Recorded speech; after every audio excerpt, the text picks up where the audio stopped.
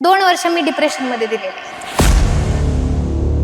म्हणजे मला पण सर असं होतं की कधी कधी अचानकच क्लिनिक मध्ये बसले, ओपीडी संपली की मी रडलेली असते. ही दुनिया चांगल्याची नाही राहिली. कारण सांगते तुम्हाला, तुमचे घरचे म्हणतात असे. माझ्यासोबत असं व्हायला नको, काहीतरी गडबडायला नको, मग बरोबर गडबड. कारण नकारात्मक विचाराच्या गर्केतून बाहेर यायचं असेल तर सगळ्यात महत्वाची गोष्ट असते ऍक्शन ओरिएंटेड राहणं. म्हणजे मी कायम म्हणते की सगळी सुखं तुमच्या पायाशी लोळली तुम्हाला हवी असणारी, तरी पण तुम्हाला ज्याची अपेक्षा उरते ते तुमचं ध्येय असतं. मग मी त्यांना सांगते की उषाला एक 500 रुपयाची नोट घ्यायची आणि ती उषाला ठेवायची आणि त्याच्यावर डोकं ठेवून झोपायचं आणि स्वतःला सांगायचं की उद्या जर मी लवकर उठलो नाही सकाळी 6 वाजता तर ही नोट मी फाडणार. आणि खरंच फाडायची. मग अजून 1 वर्ष रिपीट करून बघायचं का? त्याने हात जोडले.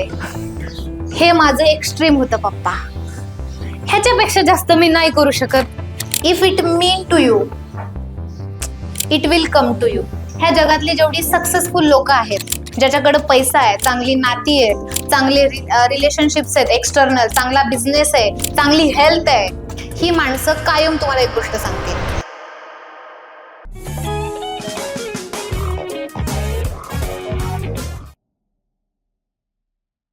आज आपण एक वेगळा विषय या माध्यमातून छेडतोय आणि तो म्हणजे 15, 16, 17 वय जे आहे त्या वयात बऱ्याचदा असं होतं की आपल्याला घर सोडून बाहेर जावं लागतं, कधी शिक्षणासाठी जावं लागतं, कधी रोजगारासाठी जावं लागतं. आपल्यामध्ये जे बहुतांश पॉप्युलेशन आहे, बहुतांश लोकसंख्या आहे, ती इथं आलेली लोकसंख्या शिक्षणासाठी आणि पुढे जाऊन चांगल्या नोकरीची सोय व्हावी याची तयारी करण्यासाठी अकॅडमीमध्ये आपण आलेलो आहोत. आणि ज्यावेळी आपण या तयारीसाठी अकॅडमीमध्ये येतो त्यावेळी आपल्याला बऱ्याच गोष्टी सोडाव्या लागतात. त्याच्यामध्ये आईच्या हातचं जेवण असतं, घराची ऊब असते आणि घराचं एक ओळखीचं वातावरण असतं. ते सोडून आपल्याला नवीन ठिकाणी जाऊन ऍडजस्ट व्हायचं असतं. त्याच अनुषंगानं वयवर्ष 15, 16, 17, 18 या वयामध्ये ज्यावेळी आपण घर सोडून बाहेर जातो त्यावेळी डोक्यामध्ये वेगवेगळे प्रश्न आपल्या उद्भवत असतात, वेगवेगळे प्रश्न येत असतात आणि त्याच प्रश्नांबद्दल आपण आज सोनाली खाडे मॅडम यांच्याशी संवाद साधणार आहोत. तर सर्वप्रथम आपण सोनाली मॅडमचं पुनश्च राजा अकॅडमीमध्ये स्वागत करायचंय.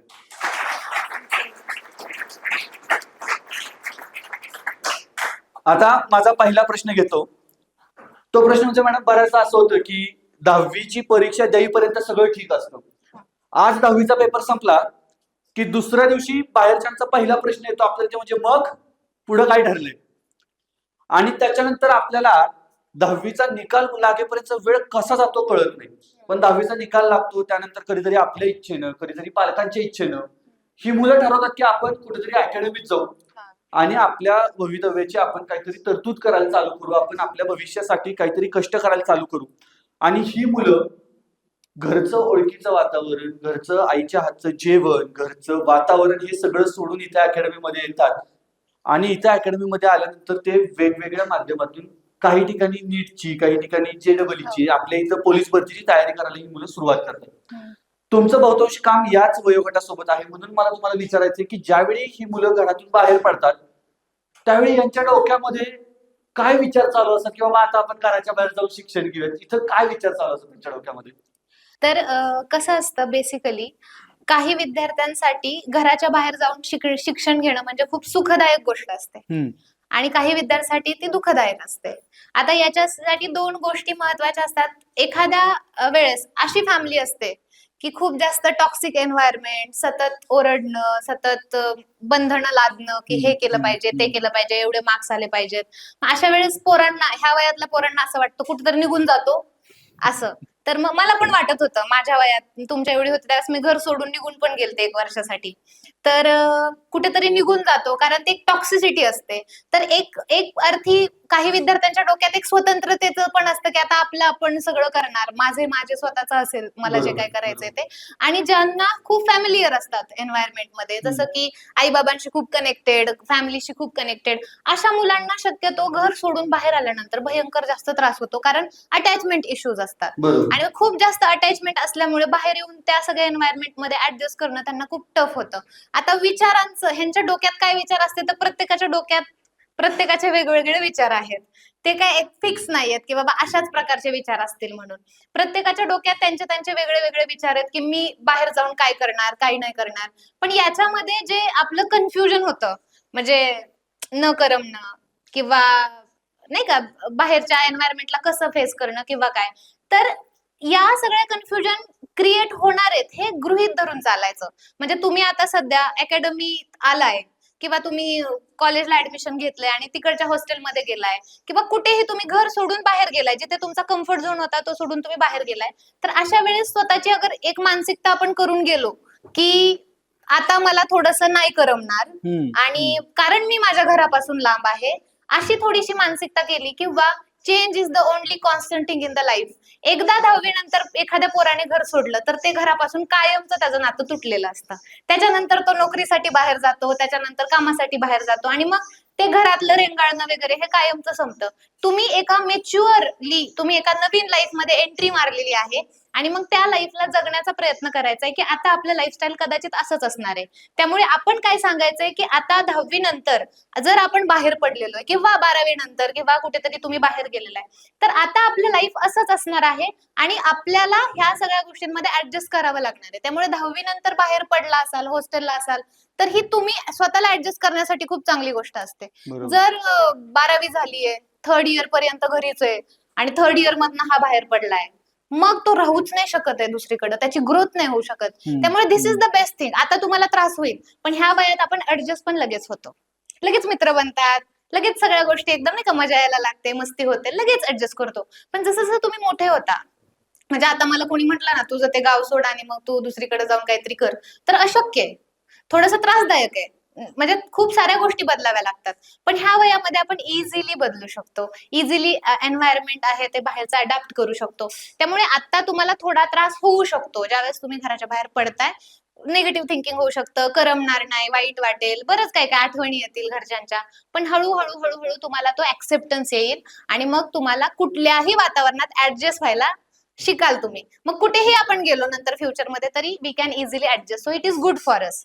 घर सोडून बाहेर राहणं 10वी नंतर 12वी नंतर चांगली गोष्ट आहे. त्यामुळे पण इट्स गुड. याच्यामध्ये आता इथं जे बहुतांश विद्यार्थी आहेत ते स्वतःच्या इच्छेने आहे ना, नक्की ना, की माझ्या मर्जीने मी आलोय आणि अकॅडमीत राहतोय. हा पण काही वेळेला पालकांनाच बरंच वाटत असतं. म्हणजे हा प्रश्न ऍक्च्युली ऑनलाईन जे बघणार आहेत त्यांच्यासाठीचा आहे की पालकांना बरंच वाटत असतं की माझ्या मुलानं कोटाला जावं, माझ्या मुलानं लातूरला जावं, तिथे जाऊन JEE असेल, नीट असेल. आता पोलीस भरतीसाठी महाराष्ट्रामध्ये पण वेगवेगळी केंद्र तयार झाली, त्या ठिकाणी जावं आणि त्यानं तयारी करावी.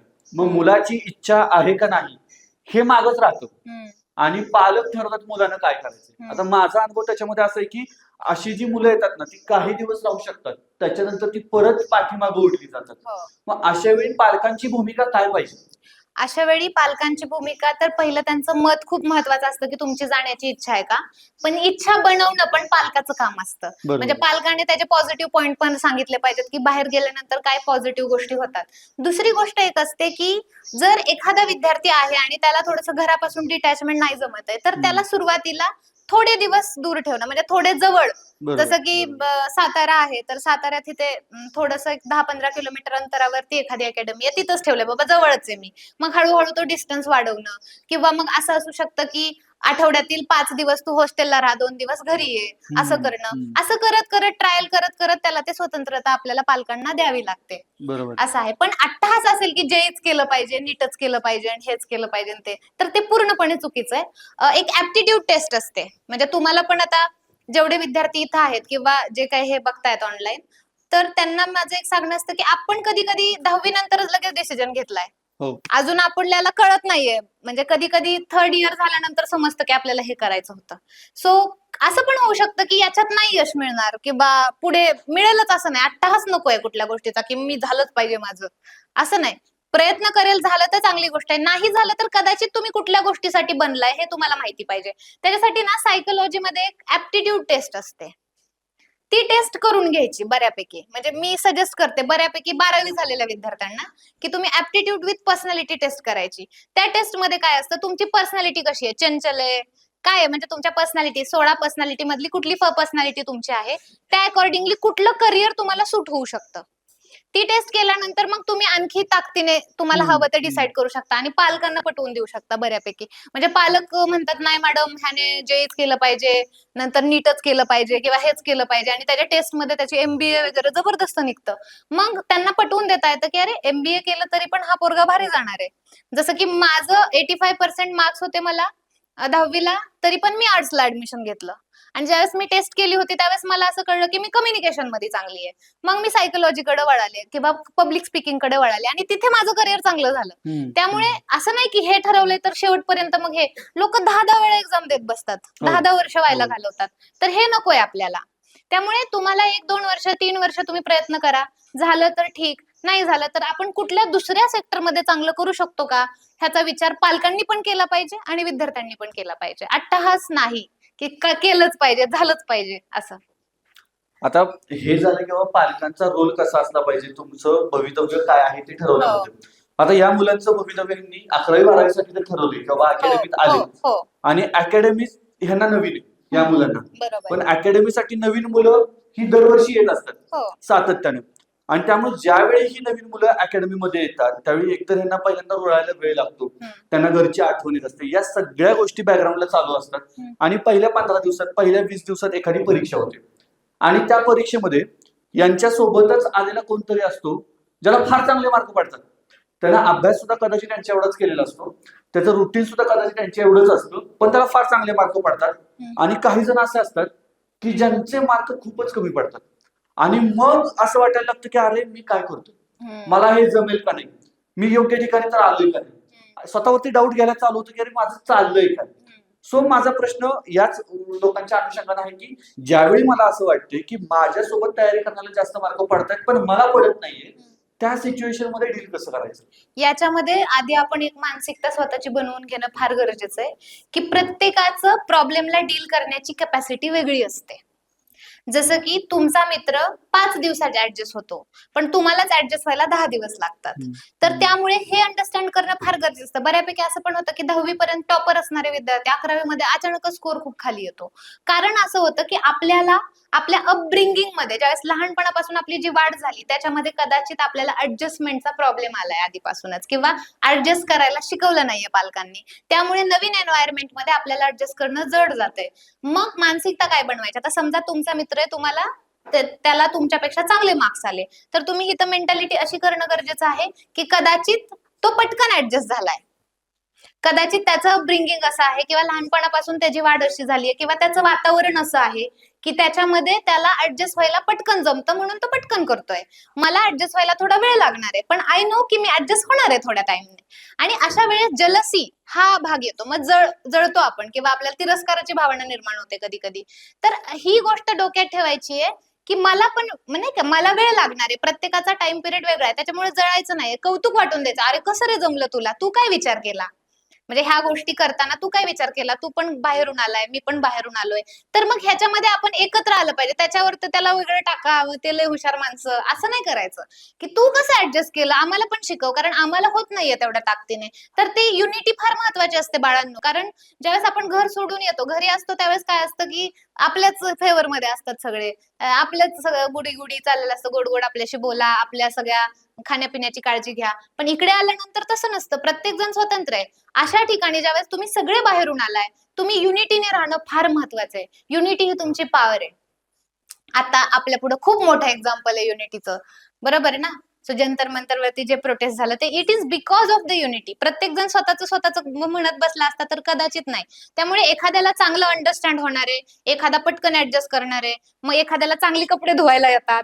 सो प्रत्येकाचं त्याचं चांगलं आहे तर ते त्याच्याकडून आपल्याला घ्यायचंय आणि मग आपण सर्व्हाइव्ह करायचंय. अभी ऐसी ही चलेगी भाई जिंदगी असं म्हणून आपल्याला थोडंसं त्याच्यामध्ये सर्व्हाइव्ह करायला शिकायचंय. आणि समोरचा वेगळा असेल, थोडासा आपल्यापेक्षा चांगला करत असेल तर त्याला अप्रिशिएट करून त्याच्याकडून ती गोष्ट शिकून घ्यायची आहे, ना की त्याला आपल्या ग्रुपमधून वेगळं करायचंय. बऱ्यापैकी आपण काय करतो, वेगळं करतो. असं नाही झालं पाहिजे. सो युनिटी ठेवणं गरजेचं आहे. म्हणजे ही फार महत्वाची गोष्ट किंवा ज्याच्याकडे जे चांगलं आहे ते आपण घेऊ शकतोय का याचा आपण प्रयत्न केला पाहिजे. येस. पण मॅडम आता आपल्या समोर जे विद्यार्थी आहेत त्या विद्यार्थ्यांमध्ये बहुतांश विद्यार्थी असे आहेत की त्यांच्या घरची परिस्थिती म्हणजे हातावरचं पोट आहे.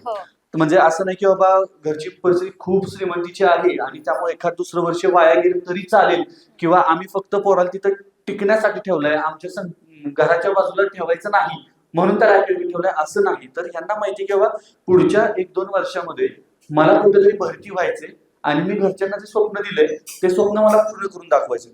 आणि याच्यामध्ये ज्यावेळी एखादा निकाल मनासारखा येत नाही ना, त्यावेळी असं होतं की अरे मी घरच्यांच्या कष्टांचं किंवा घरच्यांच्या स्वप्नांचं, घरच्यांनी लावलेल्या पैशांचं चीज करतोय का, हा प्रश्न येतो. म्हणजे प्रत्येक वेळी ज्यावेळी अपयश यायला लागतं किंवा मार्क कमी पडायला लागतात त्यावेळी एक मुद्दा यायला लागतो की माझ्याकडनं घरच्यांनी ज्या अपेक्षा ठेवल्या त्याचं मी फळ त्यांना व्यवस्थित देतोय का, मी चुकत तर नाहीये ना. ज्यावेळी अशी भावना डोक्यामध्ये किंवा मनामध्ये यायला लागते त्यावेळी काय केलं पाहिजे? आता हे बघा, हे भावना मनात येते कारण तुम्हाला कन्सिस्टंटली मार्क्स कमी पडतात. बरोबर. एखाद्या एक्झाम मध्ये कमी मार्क पडली, त्यानंतर तुम्ही म्हणू शकता ठीक आहे हे पहिलंच ट्राय पडू शकतात कमी, पण दुसऱ्यांदा पडतंय, तिसऱ्यांदा पडतंय, चौथ्यांदा पडतंय, ह्याचा अर्थ ती बिचारी नाहीयेत, ते अभ्यास करत नाहीयेत. येतंय लक्षात?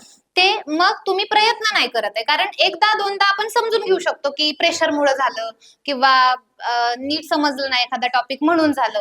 पण सलग 4-5 वेळा तुमचे मार्क कमी येत आहेत तर मग आपण कुठेतरी कमी पडतोय हे स्वतः आपण समजून घेणं फार गरजेचं आहे. मग कुठे कमी पडतोय ते पण बघणं गरजेचं आहे. मग आपले काही बिलीफ्स आहेत का, एखादा विषय मला जमत नाहीये तर मग त्याला धरून एखादा आपला बिलीफ पॅटर्न आहे का, जसं की बिलीफ पॅटर्न असतात की मी तुम्हाला लास्ट ह्याच्यामध्ये सांगितलेलं डर के आगे जीत है, कुछ पाने के लिए कुछ खोना पडता है, किंवा मग ह्याच्यात असेच तुमचे बिलीफ पॅटर्न काय असू शकतात की हा विषय मला 10वी पर्यंत सोपा जायचा, आता खूपच अवघड जातोय, किंवा हा विषय असा असा आहे तो मला 4 मित्रांना जमतो आणि 4 मित्रांना जमतच नाहीये. असे काहीतरी बिलीफ असतात आपले आणि त्याला घेऊन आपण त्याला खूप एंटरटेन करतो त्या बिलीफ्सला की असंच आहे किंवा अशाच पद्धतीने चालतं आणि त्यामुळे मग बाहेर आल्यावर होतं अरे असं, म्हणजे 4 मित्र येणार त्यालाच कमी मार्क पडलेले असणार आणि त्या 4 मित्रांचा एक ग्रुप बनणार आणि तो असं घोषित करणार की मग असंच असतं.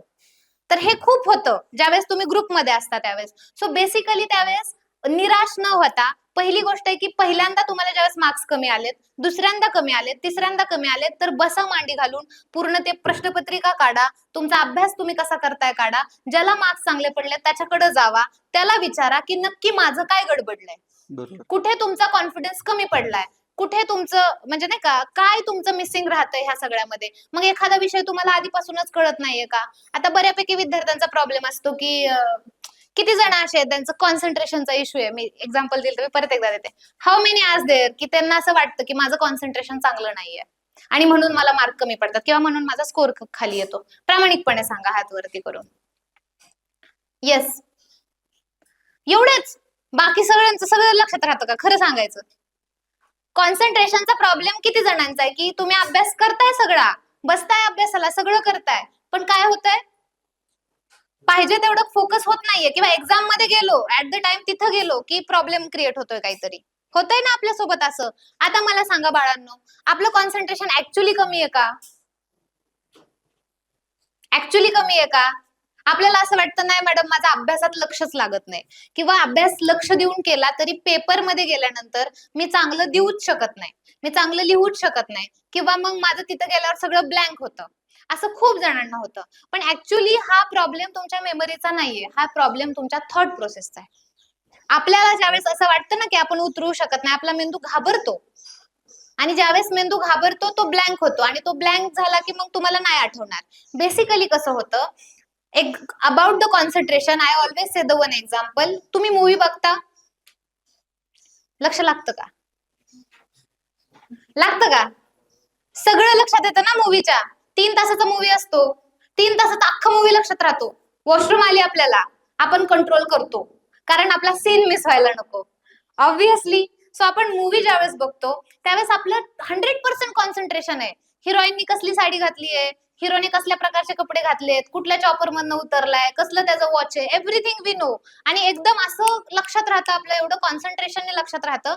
आपण आपल्या मित्राला तो 3 तासाचा पिक्चर अर्ध्या तासात सांगतो की नाही, आणि करेक्शन्स पण सांगतो, समराईज करून वरून करेक्शन्स. म्हणजे तुमची मेमरी कमी आहे का? नाहीये.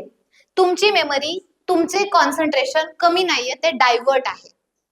ज्या वेळेस आपण आपले पूर्ण कॉन्सन्ट्रेशन मानसिकरित्या, शारीरिकरित्या, भावनिकरित्या सगळ्या ठिकाणी एकाच ठिकाणी कॉन्सन्ट्रेट असेल सगळ्या बाजूंनी, त्यावेळेस ती गोष्ट पूर्णपणे आपल्या लक्षात राहत असते. पण ज्यावेळेस ते डायव्हर्ट असेल त्यावेळेस काय होणार आहे, फोकस हलणार आहे. अभ्यास करताय तुम्ही, तिथे प्रेझेंट आहात, वाचताय, सगळं करताय, पण थोड्या वेळाने असं वाटतं आपण वाचलं की नाही, आपण नक्की काय वाचलं. म्हणजे काय, तुमच्या डोक्यात काहीतरी थॉट प्रोसेस चालू आहे ना, आपण ओव्हर थिंकिंग मध्ये आहोत ना. सो बेसिकली ह्या सगळ्या गोष्टी आपल्याला अंडरस्टँडच होत नाहीत पहिल्यांदा, की आपली थॉट प्रोसेस कशी चालते. मी कायम सांगितलेलं, आधी पण सांगितलेलं, की आपलं शरीर जे आहे त्याला आपला मेंदू हँडल करतो, आपल्या मेंदूला आपलं माइंड हँडल करतं, आपल्या माइंडला आपले थॉट्स हँडल करत असतात, आणि आपल्या थॉट्सला आपलं एन्व्हायरमेंट. आपले थॉट्स काय आहेत, आपले थॉट्स काय आहे, की माझं लक्षात राहत नाही, मी कायम अपयशी होतो, किंवा मला असं एक्झाम असलं की भीती वाटते, मला एक्झाम असलं की प्रेशर येतं, मग मी 100% देऊ शकत नाहीये, माझे मार्क्स कमी येतात. हेच विचार करतो ना आपण कंटिन्यू. म्हणजे आपण कुठल्या झोन मध्ये, कंटिन्यू नेगेटिव्ह झोन मध्ये. आणि त्यामुळे आपली बॉडी कसं बिहेव करते, ज्या दिवशी मी म्हणते, ज्या दिवशी घरी पाहुणे येणार असतात त्या दिवशी खिरीत साखरेच्या ऐवजी मीठ पडतं, किंवा ज्या दिवशी तुम्हाला एखाद्या लग्नाला एकदम आवरून छानपैकी जायचंय त्या दिवशी तुमचे केस व्यवस्थित सेट होत नाहीत, त्या दिवशी तुमचा शर्ट कुठेतरी जळतो. कारण ज्या वेळेस तुम्ही मेंदूला एखादी गोष्ट खूप प्रेशराईज करून सांगता, तुमचा मेंदू पॅनिक होतो. तुमचं हे सिस्टीम आहे ना, ते पॅनिक होतं ज्यावेळेस तुम्ही भीती घेता एखाद्या गोष्टीची, किंवा मला जमत नाही, किंवा असं काय बोलता. आणि ज्यावेळेस तुमचा मेंदू पॅनिक होतो त्यावेळेस तो ब्लँक होतो, आणि मेंदू ब्लँक झाला की मग आपला प्रतिसाद कसा असणार आहे एक्झाम मध्ये, व्यवस्थित नसणार आहे. सो बेसिकली आपल्याला काय लक्षात घ्यायचंय, की तुम्ही स्वतःशी काय बोलता. तुम्ही स्वतःशी काय बोलता ज्या वेळेस तुम्ही एखाद्या अकॅडमीमध्ये ऍडमिशन घेता, तुम्ही एखाद्या पेपरला जाता, तुम्ही एखादी टेस्ट देता, तुम्ही एखादं एक्झाम देता, तुम्ही एखाद्या ठिकाणी काहीतरी लिहायला बसलाय, नोट्स काढायला बसलाय, वाचायला बसलाय, त्यावेळेस आपण स्वतःशी काय बोलतो सांगा बरं. लक्षात राहायला पाहिजे, जमायला पाहिजे, विसरायला नको, बरोबर आहे ना, मला करमलं पाहिजे तिथं, हेच बोलतो ना आपण. म्हणजे काय करतो आपण, आपल्या मेंदूला काय इन्स्ट्रक्शन देतोय, की मला करमणार नाही. आपण आपल्या मेंदूला जे पाहिजे ते सांगितलं पाहिजे, जे नाही पाहिजे ते नाही. मला असं नाही बोलायचं, मला असं नाही बोलायचं, मला असं नाही बोलायचं, असं करतो, आणि पटकन जे बोलायचं नाही ते बोलून मोकळे होतो आपण. असं किती वेळा होतं आपल्यासोबत, कारण आपल्या मेंदूला नाही हा शब्द कळत नाही. आपल्या मेंदूला रियालिटी आणि इमॅजिनेशन मधला फरक कळत नाही. तुम्ही इमॅजिनरी विचार करता, की पेपरमध्ये मी असं लिहिल्यावर गडबडेल, जर खूप टफ आलं, एक्झामिनर खूप टफ आला तर काय होईल, मी वाचलंय पण लक्षात राहील का, हे सगळं इमॅजिन करता ना. मेंदूला तुमच्या वाटतं की खरंच तुमच्यासोबत हे सगळं चालू आहे, आणि त्यामुळे तुमचा मेंदू तसाच रिॲक्ट करतो.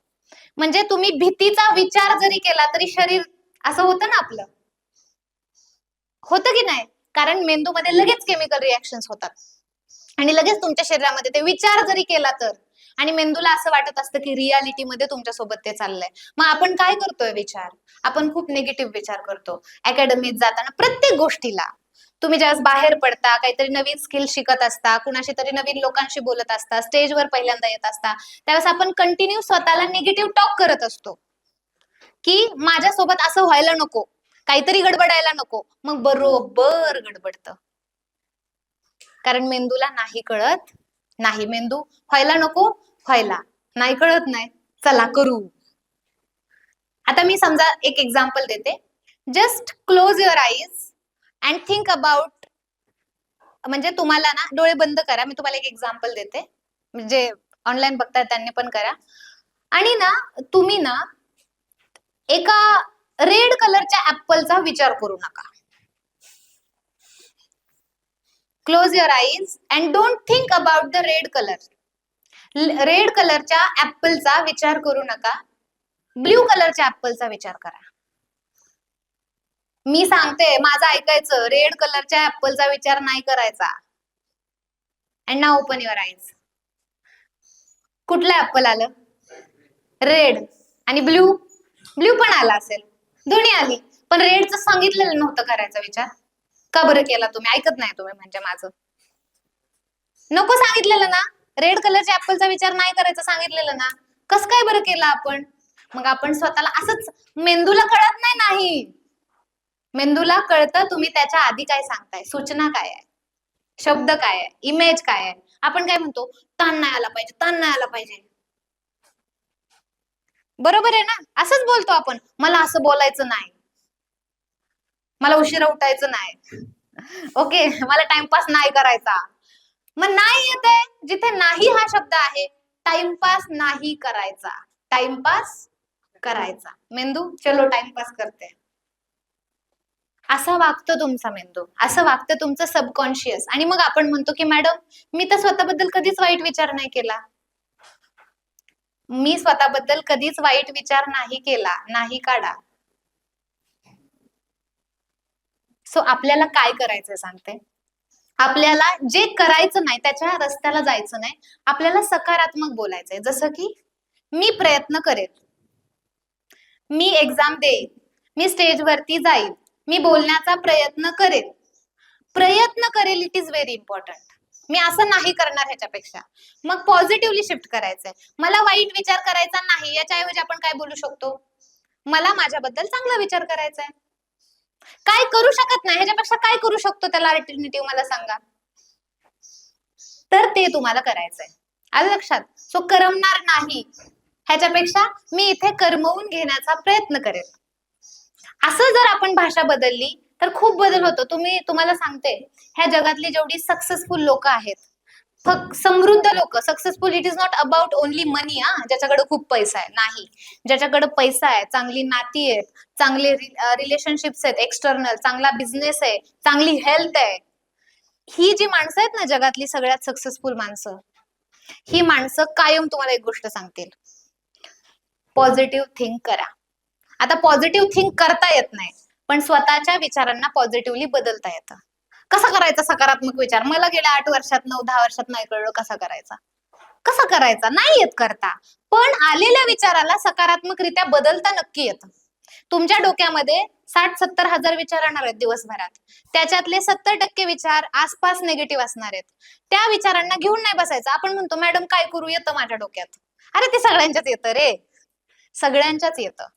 आपल्याला काय करायचंय, त्या आलेल्या विचाराला, त्या नकारात्मक विचाराला, जे काय तुमच्या डोक्यात निगेटिव्ह चालू आहे आता सध्या, अभ्यासाच्या बाबतीत, रिलेशनच्या बाबतीत, फॅमिलीच्या बाबतीत, जे काय चालू आहे करिअरच्या बाबतीत, त्या आलेल्या विचाराला सकारात्मकरित्या फक्त शिफ्ट करायचंय. फक्त शिफ्ट करायचंय. ही गोष्ट लक्षात ठेवा, ही जादुई मंत्र आहे. आरिबीटी खूप मोठे म्हणजे सायकोलॉजिस्ट होते, तर त्यांनी आरिबीटीचा शोध लावला. एलिस म्हणतो आपण त्याला. एलिस युनिव्हर्सिटी चालते आता. आरिबीटी ही थेरपी शिकवते. ह्या थेरपीमध्ये एकच गोष्ट शिकवली जाते. ज्या थेरपीवरती एक युनिव्हर्सिटी उभा झाली, ती थेरपी एकच गोष्ट शिकवते की तुमच्या आलेल्या विचाराला तुम्हाला सकारात्मकरित्या बदलता आलं पाहिजे फक्त. मग जिंकलो आपण. करू शकतो ना, अवघड काय आहे? शब्द साठा कमी पडत असेल तर सरांना विचारा, सर विल हेल्प यू. नक्कीच. आपल्याला आता जाणवते ती हीच आहे की बाबा कधीतरी निगेटिव्ह विचार डोक्यात येणं साहजिक आहे. प्रत्येकाच्या डोक्यात 60 ते 70% जेवढे विचार आहेत त्यापैकी निगेटिव्ह विचार येऊ शकतात. पण त्या निगेटिव्ह विचारांकडे आपण कसं बघतोय आणि आपण त्या विचारांना डील कसं करतोय, आपण त्यातनं सकारात्मक काही घेतोय का, नसेल घेता येत तर आपण प्रयत्न करतोय का. ज्यावेळी आपण प्रयत्न करणार आहे त्यावेळी त्या 60-70चं प्रमाण कुठेतरी 50%वरती, कुठेतरी 40%वरती येणार. पण आपण जर प्रयत्नच नाहीत केले तर हे निगेटिव्ह विचार आज फक्त आपल्याला असं वाटतं की मला करमेल का नाही, ते उद्या पोहोचू शकतात की मी जगण्यास लायकच नाही. त्यामुळे आपल्याला या निगेटिव्ह विचारांवरती थोडासा प्रयत्न करणं गरजेचं म्हणजे आहे. मी तर आणखी एक एक्झाम्पल ऍड करेल. दॅट इज की समजा 2 कोल्हे आहेत. एक आहे ना खूप क्रूर, वाईट, घाणेरडा, त्रासदायक, असा भयानक, विचित्र असा आहे, आणि एक खूप चांगला, पॉझिटिव्ह, सकारात्मक, आनंदी, प्रेमळ आणि सुंदर असा आहे. तर ह्या दोघांची फाईट लावली. वोल्फ 2, कोल्हे 2, त्यांच्या दोघांची फाईट लावली. तर हु विल विन? कोण जिंकेल मला सांगा. किती जणांना वाटतं पॉझिटिव्ह जिंकेल? खूपच लाजतायत पोरं. किती जणांना वाटतं का नाही? काय वाटतं ना? किती जणांना वाटतं पॉझिटिव्ह जिंकेल? किती जणांना वाटतं निगेटिव्ह जिंकेल? क्या बात है. दिस इज द ऑब्झर्वेशन सर. आता ज्यांना वाटतं ना पॉझिटिव्ह जिंकेल, त्यांना असं वाटतं शेवटी सत्याचाच विजय होतो. शेवटी सत्याचाच विजय होतो. आणि ज्यांना वाटतं ना निगेटिव्ह जिंकेल, त्यांना असं वाटतं ही दुनिया चांगल्याची नाही राहिली. ही दुनिया चांगल्याची नाही राहिली. कारण सांगते तुम्हाला, तुमचे घरचे म्हणतात असे.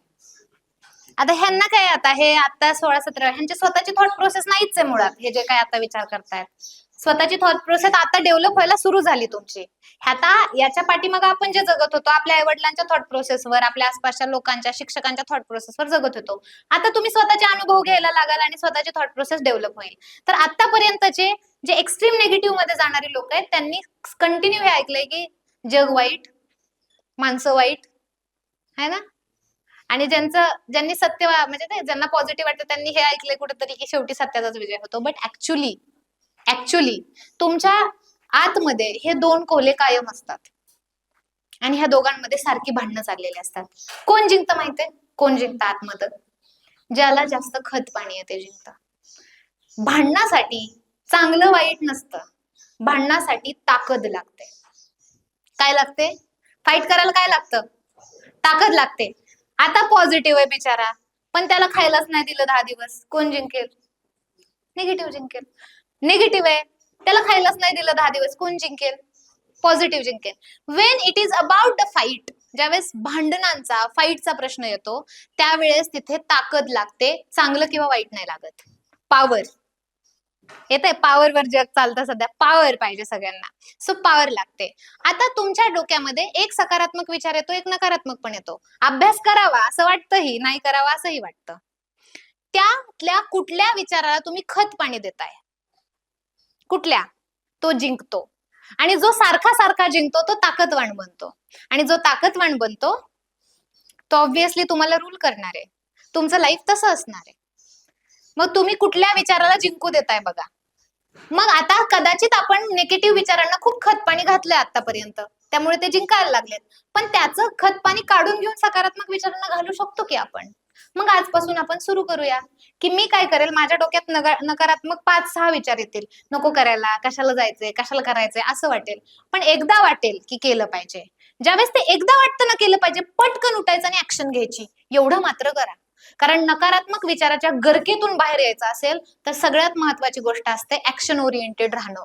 म्हणजे काय? ऍक्शन घेणं. आणि ही खूप चांगली गोष्ट आहे ह्या अकॅडमीची तरी ऍटलीस्ट, की आपण फिजिकल हेल्थ पण खूप कॉन्शियसली लक्ष देतो, रनिंग वगैरे सगळ्या गोष्टी. सो बेसिकली ज्यावेळेस तुम्ही अशा कुठल्या तरी गोष्टींमध्ये गर्केत अडकत चाललाय, तुमचं वय आहे आता, ह्या वयामध्ये तुम्हाला इमोशनली, हार्मोनली पण खूप बदल जाणवणार आहेत. त्या बदल जाणवायला लागले, काहीतरी अट्रॅक्शन जाणवायला लागली, खूप जास्त आपण कुठल्या तरी गर्केत जायला लागलोय, निगेटिव्ह गोष्टींमध्ये जायला लागलोय, खराब गोष्टींमध्ये जायला लागलोय, असं वाटलं की उठायचं आणि पळायला लागायचं ग्राउंडला. आपल्याकडे इथंच ग्राउंड आहे. सो बेसिकली ऍक्शन ओरिएंटेड राहायचं. So it can help sir. फक्त लेक्चर मधनं उठून पळायचं नाही. हा. तर ज्यावेळी आपण आता हा सगळा विचार करतो, आपल्या डोक्यात आणखीन बरेच प्रश्न असतात, पण स्वाभाविकपणे मला काही गोष्टी तुमच्यात जाणवल्यात. त्या म्हणजे अचानक पटकन राग येतो आपल्याला. असं वाटतं की समोरचं काय असेल ते फोडून टाकावं, उद्ध्वस्त करावं. आणि अचानक कधीतरी असं वाटतं की आता शांत बसावं, आता माझ्या वाट्याला कोणी येऊच नाही. अचानक वाटतं की आता मला एकटं राहायचंय, मला काही करायचं नाहीये, माझ्यासोबत कोणी येऊ नका, माझ्या आसपास कोणी दिसू नका, उदास वाटायला लागतं. हे जे वेगवेगळे विचारांचे शिफ्ट होत असतात, कधीतरी चिडचिड होते, राग येतो, कधीतरी उदास वाटतं, कधीतरी एकटं वाटतं. तर असं वाटणं खरंच नॉर्मल आहे का काहीतरी बिघडल्याचं लक्षण? ह्या वयात नॉर्मल आहे. मग ज्यावेळी असे विचार आपल्या डोक्यामध्ये येतात त्यावेळी या गोंधळातून बाहेर कसं पडायचं? आता मी सांगते ते व्यवस्थित लक्षात घ्या, मग तुम्हाला कळेल. स्वतःला असं सांगत राहायचं की मी पीक एज मध्ये आहे. आता सध्या तुमचं जे वय आहे ना, you are the peak level of your hormonal imbalanceness. आणि याच्या आधी आपण खूप साऱ्या स्क्रोल केलेल्या आहेत रील्स, खूप सारा कॉन्टेंट बघितलेला आहे, आपण खूप वेगवेगळ्या गोष्टींमध्ये राहिलेलो आहे. आणि ज्यावेळेस आपण कंटिन्युअस रील्स स्क्रोल करतो त्यावेळेस आपल्या मेंदूचा केमिकल बॅलन्स असतो तो हालत असतो. तर तो एक इम्पॅक्ट आपल्या मेंदूवर राहिलेला असतो. दुसरं, आपण फॅमिलीमधून बाहेर आलोय किंवा फॅमिलीतून दूर आलोय, त्याच्यामुळे पण एक इमोशनल आपली पोकळी निर्माण झालेली असते. आणि त्याच्यात आपण नवीन एन्व्हायरमेंट मध्ये असतो, त्यामुळे ऍडजस्टमेंट इश्यू असतात. आणि त्याच्यात सगळ्यात अजून एक महत्वाचं म्हणजे आपण आता वयात येतोय, म्हणजे आपण प्युबर्टी मधून पुढे अडल्टिंग मध्ये आलोय. आपण आपल्या शरीरामध्ये हार्मोनल इनबॅलन्स, अट्रॅक्शन सगळं चालू होणार आता तुम्हाला हे सगळं, किंवा काहींना चालू पण झालं असेल. तर याच्यामध्ये ना भावनिक उथलपुथल ही होत राहते. म्हणजे अचानक राग येणं, अचानक नर्वस वाटणं, कुणाशी बोलायला नको वाटणं, कधी कधी एकदमच जोक, हासी मजाक मध्ये घुसायला लागतो. मुलींमध्ये पण हे खूप जास्त होतं, ज्यावेळेस तुमची पाळी येणार असते किंवा त्याच्या आधीचे काही दिवस, त्याच्यानंतरचे काही दिवस. तर ह्या सगळ्या पिरियड मध्ये ह्या सगळ्या गोष्टी खूप प्रखरतेने जाणवतात. अशा वेळेस करायचं काय असतं सांगते. म्हणजे मला पण सर असं होतं की कधी कधी अचानकच क्लिनिक मध्ये बसली, ओपीडी संपली की मी रडलेली असते. आणि इट इज अज लाईक अरे you are a psychologist, how can you cry, but I can cry just because की ते माझे हार्मोनल इनबॅलन्सनेस आहे किंवा ते माझं ब्रेनचं इनबॅलन्सनेस आहे. आपण ना कळत नकळतपणे थकत असतो, कारण आपण बॅक ऑफ द माइंड काहीतरी विचार करत असतो किंवा आपल्या आतमध्ये बरेच बदल चाललेले आहेत. मग अशा वेळेस अचानक रडू येणं, अचानक वाईट वाटणं, अचानक तुम्हाला राग येणं, ह्या सगळ्या गोष्टी होऊ शकतात. पण हे झाल्यानंतर तुम्ही काय बिहेव करताय ह्याच्यावर ठरते तुमची पर्सनॅलिटी.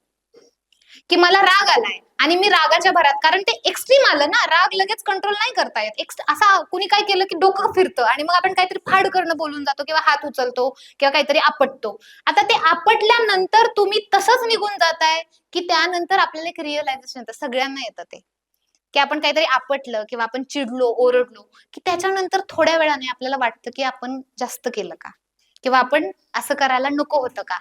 त्यावेळेस you have to go to the back and you have to say sorry. It is very important की जे काही तुम्ही नुकसान केलेलं आहे किंवा जे काही तुम्ही कुणासोबत तरी वागलाय, एखादा आवाज चढवलाय, मोठ्याने बोललाय, काहीतरी केलंय, त्यानंतर तुम्ही सॉरी बोलायचंय. सॉरी मेंदूसाठी खूप चांगलं असतं, तुम्हाला जागेवर ठेवतं ते.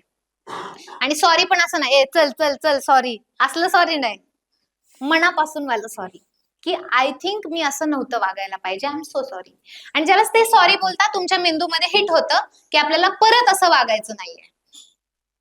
त्यामुळे ह्या ऍक्शन्स. आणि खूप जास्त पॅनिक झालाय तुम्ही किंवा खूप बरं नाही, चांगलं नाही वाटत आहे, मूड खराब आहे, त्यावेळेस सांगा तुमच्या एखाद्या मित्राला आज बरं नाही रे वाटत आहे, आज जरा मूड खराब आहे. मग थोडं शांत बसा त्या दिवशी. मग स्वतःला ज्यावेळेस माहिती असतं ना की माझं वय आहे, ह्या वयात मला अट्रॅक्शन होणार आहे, ह्या वयात मला नाराज वाटणार आहे, ह्या वयात मला राग येणार आहे, मी थोडा इम्बॅलन्स राहणार आहे, इट इज ओके, हे नॉर्मल असतं, असं स्वतःहून स्वीकारलं तुम्ही स्वतःला, तर कदाचित तुम्ही स्वतःला छान हँडल करू शकता. पण आता तुम्हाला स्वतःला असं काय होतं आपल्यासोबत ह्या वयात हे माहितीच नाही आणि तुम्हाला व्हायला लागलं अट्रॅक्शन, तुम्हाला वाटतं अरे मी प्रेमात पडलो. पण नाही रे बाळांनो, ही तुमची फिजिकल बॉडीतला एक बदल आहे, त्याच्यामुळे तुम्हाला ते फील होत आहे. येतंय लक्षात? जर तुम्हाला हे माहित असेल तर आपल्याला प्रेमात पडल्यासारखं वाटतं, पण बॅक ऑफ द माइंड माहिती असतं की हे प्रेम नाहीये, हे माझे शारीरिक बदल पण असू शकतात. सो बेसिकली त्यामुळे थोडीशी फिजिकल बॉडीची इन्फॉर्मेशन ठेवा की शरीर कसं चालतं, मेंदू कसा चालतो, अट्रॅक्शन्स कसे होतात, ह्या वयात कुठले बदल येतात, काय वाटू शकतं, काय नाही वाटू शकत, ह्या गोष्टी खूप महत्वाच्या आहेत. आय विल रिक्वेस्ट द म्हणजे टीचिंग स्टाफ की तुम्ही पण त्यांना ओपनली ह्या गोष्टी थोड्याशा शिकवा, म्हणजे एखाद्या क्लास लेक्चर मध्ये, म्हणजे त्यांना स्वतःला अंडरस्टँड करून घेता येईल. प्युबर्टी, अडल्टिंग काय असतं म्हणजे ते कळतं त्यांना. अदरवाईज मग त्यांना असं वाटतं आता मी प्रेमातच पडलो, कारण ते त्यांना अट्रॅक्शन जाणवल्यानंतर अगदी पोट वगैरे, पोटात गोळा बिळा येतो तुमच्या वाटतं, हार्टबीट्स वाढतात वाटतं. झोप ह्याच लागत वयात नाही. होतं हे, ह्याच वयात होतं. आमच्याकडे झालं असलं काय होत नाही. सो बेसिकली हे ह्या वयात जे होतंय ना त्याला तुम्ही अंडरस्टँड करून घेतलं पाहिजे तुम्ही, आणि त्याला रिस्पॉन्ड करता आला पाहिजे तुम्हाला सकारात्मकरित्या, रिॲक्शन नाही द्यायची लगेच. ओके, सो बेसिकली ह्या गोष्टी तुम्ही तुमच्या लेवलला समजून घ्या. पण आमच्याकडे जी बहुतांश मुलं असतात ती मुलं म्हणजे हे साहजिक आहे, नैसर्गिक आहे, किंवा कोणतरी आवडणं किंवा कुणाला तरी आपण आवडलं पाहिजे असं वाटणं हे साहजिक आहे. पण आमच्या पोरांना त्याच्या पुढची भीती वाटते की समजा मला कोणतरी आवडायला लागलं तर मी भरतीच होणार नाही का, समजा मला कोणतरी आवडायला लागलं तर मग हे योग्य आहे का अयोग्य आहे. आणि या गर्तेमध्ये ही मुलं अडकतात किंवा यांना प्रश्न पडतो की नेमकं आता करायचं काय, मला कोणतरी आवडतंय तर ही सिच्युएशन कशी हँडल करायची ते पण थोडं सांगितलं तर बरं पडेल. हे बघा, आता तुम्हाला कोणीतरी आवडतंय किंवा जे काय असेल तर त्यावेळेस तुम्हाला काय करावं लागतं, आता कंडिशन मध्ये, आता आपण बागेत फिरू शकत नाही, आता आपण थिएटरला जाऊ शकत नाही, आता आपण चॅटिंग करू शकत नाही, कारण आपण हॉस्टेलमध्ये आहोत. सो बेसिकली ह्या वयात काय करायचं, ह्या म्हणजे आता ह्या सगळ्या सिच्युएशन मध्ये काय करायचं, तर स्वतःला सांगायचं कदाचित ठीक असेल, मला आवडतही असेल एखादी व्यक्ती, but what ever it is after. मेंदूला अगर आपण म्हणलं ना नाही मला प्रेमात नाही पडायचं, मग मेंदूला अजून चेव येतो. त्यामुळे मेंदूला काय सांगायचंय, हा मला वाटू शकतं, ह्या वयात असं वाटणं नॉर्मल आहे, पण आता सध्या ही योग्य वेळ नाहीये, म्हणून मी काय करतो, 12वी झालं की पहिलं तिला जाऊन विचारतो. आणि त्यामध्ये जर खरंच असं काय असेल म्हणजे त्याच्यात अडकू नका, पोस्टपोन करा. 2 वर्षात जर सस्टेन केलं त्या माणसाने तरीही तुमच्या डोक्यामध्ये, तर मी तुम्हाला हेल्प करेल विचारायला. पण 2 वर्ष तुम्हाला सस्टेन करावी लागेल ती गोष्ट, ती तुम्हाला पोस्टपोन करावी लागेल. अशा वेळी ज्यावेळेस आपण आपल्या मेंदूला सांगतो नाहीच झालं पाहिजे असं, म्हणजे खूप शिक्षक येतात आणि सांगतात हे लय चुकीचं आहे, असलं काय झालं नाही पाहिजे, मग मुलं अजून पॅनिक होतात, कारण वाटत तर असतं. असं वाटू शकतं बाळांनो, पण आता ह्या वयात किंवा आता ज्या सिच्युएशन मध्ये तुम्ही आहात, ह्या सिच्युएशन मध्ये ह्या सगळ्या गोष्टी प्रॅक्टिकली शक्य आहेत का हो? नाही. काहीच करू शकता तुम्ही एखाद्याच्या प्रेमात पडला तर आता काहीच नाही करू शकत. मग फालतूगिऱ्या करायला लागतो आपण. पत्र लिही, फोन नाही ना, लेटर्स येतात सर माझ्याकडे, लिटरली सांगते असले एवढे एवढे पत्र असतात. कशाला काय तुमची व्हॅल्यू करता प्रेमाची कमी? मग ते पत्र कुणाला तरी सापडणार, मग ते व्हायरल होणार, मग व्हायरल, मग तुमची प्रेम कहाणी व्हायरल होणार. मग एकतर्फी असल्यावर अजून डबल त्रास. कुणी सांगितलंय बेटर वे? ठीक आहे, मला वाटतंय, माझ्या डोक्यात आहे, पण आता सध्या मी अभ्यासावर फोकस करेल. 12वी झाली, जसा रिझल्ट लागेल तसं मी पहिलं जाऊन तिला विचारेल. ठीक आहे, काहीच प्रॉब्लेम नाही. हा 2 वर्षाचा नियम आपल्याला लक्षात ठेवायचा आहे. आज वाटतंय तर मी 2 वर्षांनी त्याच्यावरती ऍक्शन घेणार आहे. म्हणजे आज वाटतंय तर लगेच उद्या जाऊन विचारणार आहे, असं असं करायचं करायचं नाही. नाही. नाहीतर आपल्या आई वडिलांना फोन जाणार आहे मग अकॅडमीतून की असं कारण असं हेच झालेलं होतं, आहे. हेच होतं. कारण ज्यावेळेस आपण सगळेच मार्ग बंद करतो ना सर, हा. ही सायकोलॉजीशी खेळतो आपण. मग त्यांच्या काय होतं, मग सगळेच आपण तुमच्या मेंदूचे तुम्ही मार्ग आता आपल्याला नाही विचारायचं, आपण असलं काय नाही असं म्हटलं, अट्रॅक्शन तर झालेलं असतं. आता असलं काय करायचं नाही. मग तुम्ही 2 ह्याच्यात अडकता की एकतर आपल्या इथिक्सच्या मॉरल्सच्या विरोधात कुठेतरी चाललोय आपण काहीतरी घाणेरडं करतोय असं आपल्या डोक्यात तयार होतं, गिल्ट यायला लागतं. आणि दुसरी गोष्ट अभ्यासावरचं लक्ष हलतं. मग इथेच हा विचार किती बरा आहे बघा ना, वाटू शकतं थांबूया 2 वर्षांनी बघू. किती सोपं आहे, सरळ गेलं ना, ताण आला का मेंदूवर. मग 2 वर्षांनी आपल्याला कळतं समोरचा माणूस काय आहे काय नाही. मग आपलं बरं झालं नाही विचारलं, वाचलो. सो बेसिकली ह्या गोष्टी असतात. त्यामुळे स्वतःला थोडंसं पेशन्स, संयम फार महत्वाचा आहे. मी एक स्टोरी कायम सांगत असते. मी कोल्हापूरला ट्रॅव्हल करत होते स्वारगेट वरून, आणि मी त्यावेळेस आय थिंक माइंड मिरॅकलचं जस्ट काम सुरू केलं, जी सायकोलॉजिकल आमची फर्म आहे त्याचं. आणि मी एक पुस्तक वाचत होते आणि शिवशाहीमध्ये बसले मी तिथे. आणि बसल्यानंतर एक 75 वर्षाचे आजोबा माझ्या शेजारी येऊन बसले. चेहरा त्यांचा असला चमकत होता, तेज होता असं चेहऱ्यावरती. आणि ते माझ्याकडे बघायचे, स्माइल करायचे. मी वाचायचे, बघायचे, त्यांच्याकडे स्माइल करायचे. परत थोड्या वेळाने त्यांच्याकडे, ते माझ्याकडे बघून स्माइलच करत असायचे. म्हटलं हे इंटरेस्टिंग दिसतंय काहीतरी. मग त्यांनी मला विचारलं, बाळा तू काय करते? मग म्हटलं मी सायकोलॉजीचा अभ्यास करते, असं असं आहे, एक मीटिंगसाठी मी चाललीये कोल्हापूरला. तर मग मी मला म्हटले काय वाचतीये? मग मी ते इनर इंजिनिअरिंग बुक वाचत होते, योगा वगैरे त्याच्याशी रिलेटेड होतं. मी असं असं वाचते. मग तुला काय करायचंय? मग मी सगळं सांगितलं त्यांना. छान बोलत होते ते. तर त्यांनी मला सांगितलं, मी म्हटलं तुम्ही काय करता? तुमचं काय पुण्यात काम होतं? तर ते ना जे वेश्या व्यवसाय करणारे असतात महिला, प्रॉस्टिट्यूट, त्यांचं काय असतं की एका वयानंतर त्यांचं सगळं मार्केटिंग बंद होऊन जातं. म्हणजे वय झाल्यानंतर त्यांचं शरीर पूर्णपणे खराब झाल्यानंतर, थकल्यानंतर त्यांना नंतर त्यांचा बिझनेस नाही चालत ऍक्च्युली. आणि मग त्यावेळेस ना त्यांना ऍक्च्युली त्या अशा कंडिशन मध्ये असतात की कुठे जाऊन जॉब पण नाही करू शकत. आता आपण म्हणजे बऱ्यापैकी कंपन्यामध्ये लोक म्हणतात की नाही, त्यांनी नाही का जॉब केला पाहिजे, त्यांनी हे केलं पाहिजे, पण तुम्ही तुमच्या शेजारच्या डेस्कला त्यांना बसवाल का? तर नाही बसवणार. सो बेसिकली त्यांना काहीच काम नसतं ज्यावेळेस वय उतरतं किंवा सगळं होतं. मग अशा वेळेस काय असतं, काम नसल्यामुळे त्यांना कामं काय होती, तर बिड्या माहिती तुम्हाला, शिवाजी बिडी मिळते, बिडीची गट्टी माहिती तुम्हाला, गुलाबी कलरच्या पेपर मध्ये. मला माहितीये सर मी आमच्या तात्यांना आणून द्यायच्या आधी लहानपणी. तर त्या बिड्या वळायची कामं असायची त्यांना. 1000 का काहीतरी बिड्या वळल्यानंतर 10 रुपये मिळायचे त्यांना. म्हणजे व्हॅल्यूच नाहीये त्यांच्या कामाची. तर तो माणूस जे मला भेटलेले, ते त्यांच्यासाठी चळवळ राबवायचे की त्यांनी केलेल्या कामाचा त्यांना अधिकार मिळाला पाहिजे. आणि 75 वर्षाचा तो माणूस होता. म्हणजे त्यांना अनुभव किती असेल, आणि असं समाजसेवेत त्यांचं अख्खं आयुष्य गेलं, म्हणजे तो माणूस काय असेल. सो बेसिकली ज्यावेळेस ते बसमधून, त्यांचा स्टॉप लवकर आला, ते बसमधून उतरायला लागले, तर त्यांनी मला एक गोष्ट सांगितली त्यावेळेस की तुला बेटा सगळं मिळेल तुझ्या आयुष्यात, तू फक्त संयम ठेव, असं त्यांनी मला बोललेले. ते माझ्या इथं फिक्स झालं की मला सगळं मिळेल पण मला संयम ठेवायचा आहे. आणि त्यावेळेस मी व्हॉट्सअपला पहिल्यांदा स्टेटस टाकलेलं संयम असं, ओके. आणि त्यावेळेस मग मी हे संयमाचं सूत्र, पेशन्स सुरू केलं.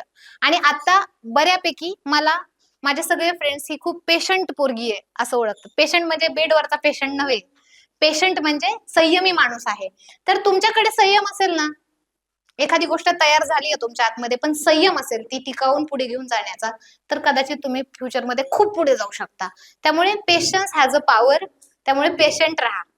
ओके, तो हे एक आहे सांगणं. त्यामुळे एखाद्याचा राग आला तरी आपल्याला 2 वर्षांनी बघायचं त्याच्याकडे, लगेच दुसऱ्या दिवशी बघायचं नाही. राग पाळू पण नका आतमध्ये, ते तिथं सोडावं लागेल तुम्हाला. कारण if you want to fly very high, समजा तुम्हाला उंच उडायचंय, तर तुमच्या पंखांमध्ये असं खडे बिडे दगड बांधली तर तुम्ही जाणार आहे का तेवढे उंच? मग हे राग, द्वेष, मत्सर, तिरस्कार ह्या गोष्टी बांधायच्या नाहीत स्वतःला. ओके, ते मोकळं आता सोडून द्यायचं आणि वरती जायचं. आता आणखीन एक प्रश्न आहे, तो म्हणजे ज्यावेळी ही मुलं आता आपल्याकडे आहेत ती सकाळी रनिंग करतात किंवा सकाळी वर्कआउट असतो, त्यानंतर दुपारपर्यंत त्यांचं लेक्चर असतं 4:30 पर्यंत, परत संध्याकाळी रनिंग असतं, त्याच्यानंतर परत रात्री नाईट स्टडी असते, साधारण 10:30 वाजता 11 वाजता ती झोपतात.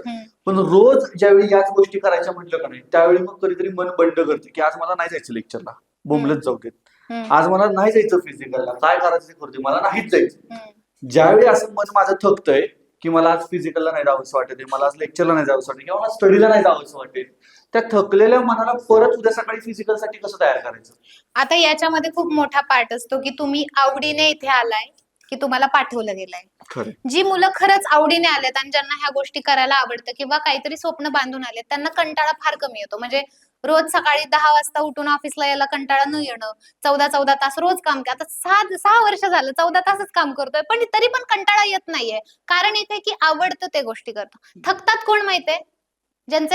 ज्यांचा इंटरेस्ट नाहीये त्या गोष्टीमध्ये आणि ते काम करतायत, ती लोक थकतात, असं सायकोलॉजी सांगते. की तुम्हाला मग आठवडाभर तुम्ही खूप करता, एक्सरसाइज करता, अभ्यास करता, सगळं करता आणि रविवारी तुम्हाला उठवू वाटत नाही बेडवरनं, दिवसभर तुम्ही बेडवर असता, ह्याचा अर्थ तुम्ही तुमच्या ना आवडीचं काम करताय, तुम्ही बळच रेटताय. रेटू नका, इंटरेस्ट शोधा, त्याच्या पॉझिटिव्ह पॉइंट्स बघा आणि मग तुम्हाला त्याच्यात मजा यायला लागेल. त्यामुळे लेस इंटरेस्टचं काम असेल तर आळस हा येतो. आणि दुसरी गोष्ट, कसं रेडी करायचं? आता होतं, येतो कंटाळा, कसं रेडी करायचं स्वतःला? तर रोज संध्याकाळी झोपताना उद्याच्या दिवसाचं चांगलं शेड्यूल व्यवस्थित बनवायचं आणि स्वतःला पॉझिटिव्ह अफर्मेशन, डोळे बंद करून 5 मिनिटं बसायचं आणि सांगायचं की उद्याचा दिवस सुंदर आहे, मला उद्या काहीतरी छान शिकायला मिळणार आहे, मला माझा काहीतरी अनुभव चांगला मिळणार आहे. म्हणजे कदाचित सक्सेसफुल झालो नाही झालो तरी काहीतरी अनुभव माझ्या गाठीशी येणार आहे आणि त्याच्यावरती कदाचित मी माझं भविष्य चांगलं जगू शकतो, असं करून स्वतःला मोटिवेटेड ठेवणं. दुसरी गोष्ट, एक्सटर्नल मोटिवेशन एक प्रकार असतो, म्हणजे तुम्हाला रोज त्यांना मोटिवेट करावं लागतं देशावरची गाणी लावून, तर हे नको, नाही झालं पाहिजे. ओके, ह्याच्यासाठी तुम्हाला आतून मोटिवेशन आलं पाहिजे की तुम्ही आलायच कशाला अकॅडमीला, कशासाठी आलाय, तुमचं ध्येय काय आहे, तुम्हाला काय करायचंय? मॅडम मला लय पैसा कमवायचा आहे. अरे आला तुझ्याकडे तो सगळा पैसा, मला एवढ्या करोडची गाडी घ्यायची, घेतली तू गाडी, घेतली तू जागा, तू मोठा झाला, तुझ्याकडे खूप पैसा आला, त्याच्यानंतर तू काय करणार? म्हणजे मी कायम म्हणते की सगळी सुख तुमच्या पायाशी लोळली तुम्हाला हवी असणारी, तरी पण तुम्हाला ज्याची अपेक्षा उरते ते तुमचं ध्येय असतं. मग ते मटेरियलिस्टिक नसतं, ते कुठल्या वस्तूंमध्ये नसतं, ते तुमच्या विचारांमध्ये असते, सॅटिस्फॅक्शन. तर ते त्यांना शोधावं लागेल. चला, ह्याच्यासाठी त्यांना त्यांचं पर्पज शोधून द्यावं लागेल. बरोबर. आपल्याला बरोबर. पर्पज फाइंड करावं लागेल की तुम्ही करताय कशासाठी. ओके, सो बेसिकली ते थोडंसं त्यांनी अंडरस्टँड करून घेतलं तर होईल. अफर्मेशन करा. मी एक तुम्हाला प्रोव्हाइड करते ऑडिओ क्लिप, ती रोज संध्याकाळी त्यांना ऐकायला लावत जावा. कदाचित रात्रीचा स्टडी करतात का, नाईट स्टडी, नाईट स्टडी झाला ना की ती ऑडिओ ऐकून जाऊन झोपायचं, त्याच्यामध्ये अफर्मेशन्स आहेत खूप चांगल्या, सो इट विल हेल्प. चालेल, नक्कीच आपण तसा प्रयत्न करूया. Yes. आता पुढचा जो प्रश्न आहे तो म्हणजे, हे वय असं असतं किंवा बऱ्याचदा आपल्याही वयात अशा गोष्टी होतात की 4 लोक करतात ना तर मलाही केलं पाहिजे, पिअर म्हणजे प्रेशर. मला करायचंय का नाही हा नंतरचा मुद्दा आहे. हो. पण 4 लोकांना समजा रविवारी सातारा जायचंय माझ्यासोबतच्या, तर मला जायचं नसेल तरी मी जातो, का तर मला त्यांच्यासोबत राहायचं असतं. अशा वेळी जर माझ्या मनाविरुद्ध मला गोष्ट करावी लागते आणि मला करायची नाहीये, तर त्यावेळी मी ती कशी करायची नाही यासाठी काही टेक्निक आहे का? नाही, याच्यासाठी काय आहे, करायची नाही असं नाही सर, त्यांना करायची नसते तरी पण ते जातात. करतात. ओके, ह्याला म्हणतात पिअर प्रेशर. बरोबर. ह्याला म्हणतात तुम्हाला नाही बोलता येत नाही. बरोबर आहे ना? नाही बोलता येत नाही आपल्याला, तर आपल्याला नाही बोलायला शिकायचंय सगळ्यात महत्वाचं. जर आपल्याला आतून म्हणजे कुठेतरी चाललोय आपण आणि मनात असं वाटतंय की नाही गेलं पाहिजे, पण सगळे म्हणतात अरे चल रे चल रे चल रे म्हणून आपण चाललोय, तुमचा इनर व्हॉइस तुम्हाला ऐकायला येतो का रे बाळांनो? आतून काहीतरी जाणवतं का, हो केलं पाहिजे, नाही केलं पाहिजे, असं काय जाणवतं का? ते सगळ्यांना असतं, सगळ्यांना असतं ते इनर व्हॉइस. तो तुमचा खरा साथीदार असतो, तुमच्या जवळच्या मित्रापेक्षाही जवळचा. ओके, तर ज्यावेळेस तुम्हाला आतून आवाज येतो की नाही गेलं पाहिजे आपण हे, तर त्यावेळेस तुम्हाला विरोध करायला शिकायचंय, नाही बोलायला शिकायचंय. आता काय होतं, 4 मित्र चाललेत, तुम्ही नाही बोलताय, मग तो म्हणतो हा लय मोठा आला हा. मग काय होतं, मित्रांमध्ये आपली थोडीशी इमेज कमी होईल, किंवा आपल्याला नीट बोलणार नाहीत, किंवा आपल्याला नाकारतील, आपल्याशी नीट वागणार नाहीत. ह्या पिअर प्रेशर मध्ये आपण येतो. जसं की व्यसनांच्या बाबतीत खूप होतं. सगळे मित्र कूल म्हणून सिगरेट बिगरेट ओढत असतात, आणि मग आपण नाही ओढलं तर मग आपण कूल नाही. हे खूप माझ्याकडे खूप क्लायंट आहेत असे, की मग म्हणून ते ओढणं. पण तुमच्या आतून जर तू, आणि मग ह्याच्यात काय होतं, तुम्हाला वागायचं नसतं, तुम्ही वागता. मग तुमच्या स्वतःच म्हणजे तुम्ही असे आहात तर तुम्ही स्वतःपासूनच डिटॅच होता, कारण तुमची रिअल पर्सनॅलिटी काय असं वागायचं नाही, पण तुम्ही तसं वागताय, त्यामुळे तुम्ही स्वतःपासून वेगळे वेगळे होता, आणि मग तुम्हाला त्रास होतो. बाकीच्यांना नाही होत पण तुम्हाला होतो. तुम्ही फिरायला गेलाय पण तिथे तुमचं मन नाही लागत आहे, कारण तुम्हाला आतून काहीतरी, तुम्ही स्वतःच्या मनापेक्षा वेगळं वागलाय ना. अशा वेळी नाही बोलायला शिकायचं. नाही कसं बोलायचं, बऱ्यापैकी आपल्याला प्रॉब्लेम येतो. डायरेक्ट नाही म्हटलं तर समोरच्याला वाईट वाटतं. मग हळूच नाही बनायचं असतं. ओके. आता कसं, तर याच्यामध्ये तुम्ही कारण सांगू शकता. जसं की माझी तब्येत बरी वाटत नाहीये, कदाचित मी आज चालू शकत नाहीये, कदाचित आज मला नाही का पोट खराब झालंय माझं. हे तुम्ही कारण सांगून समोरच्याला, मला तुमच्यासोबत यायला आवडलं असतं. ओके. मला तुमच्यासोबत यायला आवडलं असतं, पण आज माझी तब्येत खराब आहे, किंवा आज आई बाबा भेटायला येणार आहेत, किंवा व्हॉट एव्हर इट इज, जे काय तुमचं कारण आहे त्याच्यापेक्षा चांगलं किंवा त्याच्यापेक्षा महत्वाचं, किंवा तुम्ही जाऊन या, मला माझा अभ्यास कंप्लीट करायचा आहे. आता ह्याला म्हणणार तू लय संत झालास का, मग आता अभ्यास बिभ्यास करायला लागला संडेला, असं म्हणतील. पण मी सांगते, तुम्ही तुमच्या यशामध्ये जे तुमच्या साथीदार असतात ते तुमचे खरे मित्र असतात. जर तुम्ही म्हणताय अभ्यास करायचा, तर तुमचे जर मित्र असे असतील ना, ठीक आहे तो अभ्यास करतोय ना, तू कर, तोपर्यंत आम्ही जाऊन येतो, आणि ह्याच्यात कुठलीही भांडणं, गिले शिकवे, नाराजी होत नसेल, तर that is your real friend. आणि जे तुम्हाला समजून नाही घेऊ शकत आहे, तुम्ही अडचणीत आहे, म्हणजे तुम्हाला नाही बोलता येत नाहीये, त्यांना पण कळतंय ह्याला नाही बोलता येत नाहीये, तरी पण आपण त्याला घेऊन चाललोय. जर असं तुमच्याशी मित्र वागत असतील तर कदाचित they are not our real friends. कारण खरे मित्र हे तुम्हाला कायम उभा राहण्यासाठी मदत करतात, तुम्हाला सपोर्टिव्ह असतात. आणि जे मित्र तुम्हाला सपोर्टिव्ह नाहीयेत, तिकडं चल बोंबलत चल हे कर, ते मित्र आपल्याला आयुष्यभर काय कामाचे आहेत का, त्यांना ठेवून काय करायचंय का, काय उपयोग आहे का त्यांचा, काहीच उपयोग नसतो त्यांचा. मग इथं आपला एकही मित्र नाही बनला तरी चालेल. आपण कशासाठी आलोय, मैत्री बनवायला आलोय, डोंगरावर फिरायला आलोय, कशासाठी आलोय, हे देव डोक्यात पाहिजे ना आपल्या.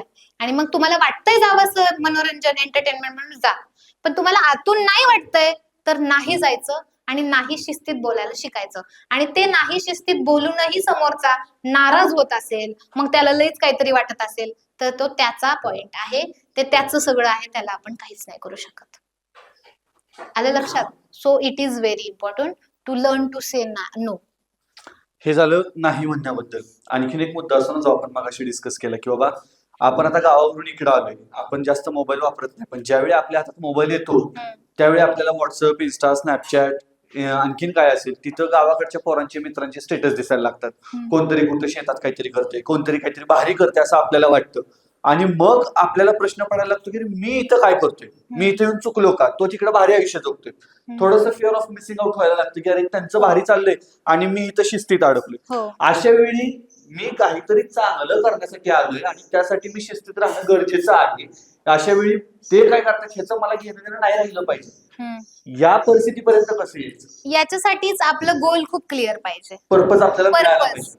पर्पज भयंकर क्लिअर पाहिजे, की मी करतोय नक्की कशासाठी. जसं की आता समजा आम्ही ओपीडी मध्ये बसतो ना, आम्हाला आमचे मित्र एकदम डोंगरावर कुठेतरी मस्त फिरायला गेलेत, बाहेरच्या देशात दुबईला गेलेत, असले स्टेटस दिसत असतात.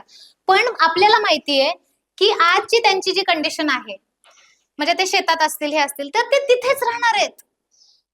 ह्या वयात खूप मजा केली तर आपण तिथेच राहतो, ही गोष्ट खरंच आहे. आता तुमचं कष्ट करायचं वय आहे, तुमच्या बॉडीमध्ये जे रक्त म्हणजे धमन्यांमध्ये जे रक्त सळसळत आहे ना, त्याला योग्य ठिकाणी लावण्याचं वय आहे. आता जर तुम्ही हे सहन केलं थोडंसं, आता जर थोडंसं पेललंय, तर कदाचित तुमच्या फ्युचरमध्ये अशा तुम्ही 1000 ट्रिपा काढू शकता. म्हणजे मी कायम हे म्हणते की मी एक तंत्र देते सकाळी झोपीतनं उठण्याचं, लवकर कसं उठायचं.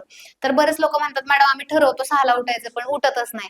मग मी त्यांना सांगते की उषाला एक 500 रुपयाची नोट घ्यायची आणि ती उषाला ठेवायची आणि त्याच्यावर डोकं ठेवून झोपायचं, आणि स्वतःला सांगायचं की उद्या जर मी लवकर उठलो नाही सकाळी 6 वाजता तर ही नोट मी फाडणार. ओके. आणि खरंच फाडायची. जर तुम्ही 6ला उठला नाही तर ती खरंच अशी फाडायची की त्याचे तुकडे तुकडे करायचे, मग ती दुसऱ्या दिवशी तुम्ही 6ला नाही 5:30ला उठून बसता.